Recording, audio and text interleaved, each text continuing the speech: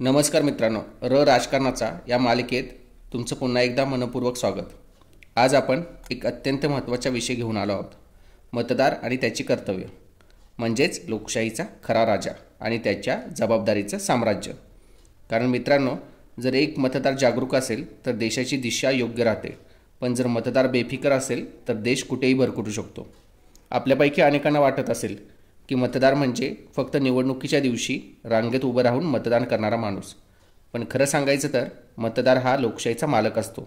तो देशाचं भवितव्य ठरवतो। त्याच्या एका बटनाच्या क्लिकवर कोण सत्तेत येणार, कोण धोरण आखणार, कोण निर्णय घेणार हे सर्व ठरत असतं। लोकशाहीचं घड्याळ चालू ठेवणारा इंजिन म्हणजे मतदार, म्हणून मतदाराची जबाबदारी खूप मोठी आहे। यातली महत्त्वाची जबाबदारी म्हणजे मतदान करणे। मित्रांनो, निवडणुकीचा दिवस हा सुट्टीचा दिवस नाही, तो देशाच्या भवितव्याचा निर्णय घ्यायचा दिवस आहे।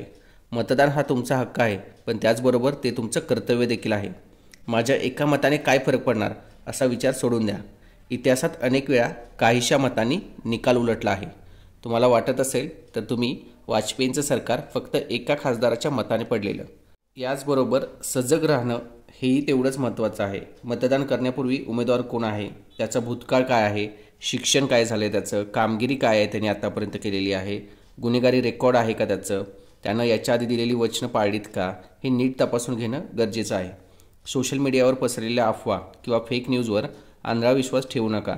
माहितीची खातरजमा करूनच निर्णय घ्या।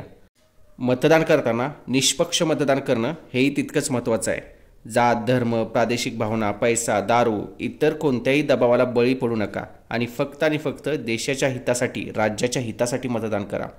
आपण भरपूर वेळा पाहिलं असेल की काही लोक बोलतात की हा माझ्या जातीचा आहे, तो माझ्या धर्माचा आहे, पण जात धर्म पाळणारे जे उमेदवार असतात ते स्वतःचं घर भरून घेतात, ते समाजासाठी काही करत नाहीत। आत्तापर्यंत तुम्ही एक उदाहरण द्या की जिथे जातीचे नेते किंवा धर्माचे नेते यांनी समाजाला वरती आणले। हे सर्वजण स्वतःचं घर भरून घेतात आणि स्वतःवरती येतात। मतदानानंतर मतदाराचं काम संपत नाही। निवडून दिलेल्या प्रतिनिधीला जबाबदार धरणं हे तितकंच महत्त्वाचं आहे। तुमचा प्रतिनिधी काम करत नसेल तर त्याला प्रश्न विचारायला हवे, RTI दाखल करायला हवी, लोकप्रतिनिधी कार्यालयात जायला हवं, त्याला त्याची कामाची आठवण करून द्यायला हवी। कमीत कमी आपण काही छोट्या मागण्यासुद्धा करू शकतात। ज्यावेळेला ते गावात येतात किंवा तालुका लेवलला येतात त्यावेळेला या नेत्यांच्याकडून, या प्रतिनिधींकडून आपल्याला हवे असलेल्या कामासाठी आपण मागणी त्यांच्यासमोर मांडू शकतो। मतदाराचं एक मोठं कर्तव्य म्हणजे इतरांना प्रोत्साहित करणं। आपल्या कुटुंबाला, मित्रांना आणि समाजाला मतदानाचं महत्त्व समजावून सांगा। शक्य असल्यास मतदानाची टक्केवारी वाढवण्यासाठी मोहिमेत सहभागी व्हा। उदाहरण सांगायचं झालं तर 500पेक्षा कमी मताधिक्य घेऊन निवडून येणाऱ्या लोकप्रतिनिधींची संख्या आता जास्त व्हायला लागली।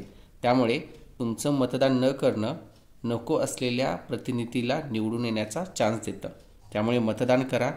मतदाराने जर आपली कर्तव्य पार पाडली तर लोकशाही मजबूत राहते, नाहीतर लोकशाही नावापुरते उरते आणि सत्ता काही मोजक्या लोकांच्या हातात जाते।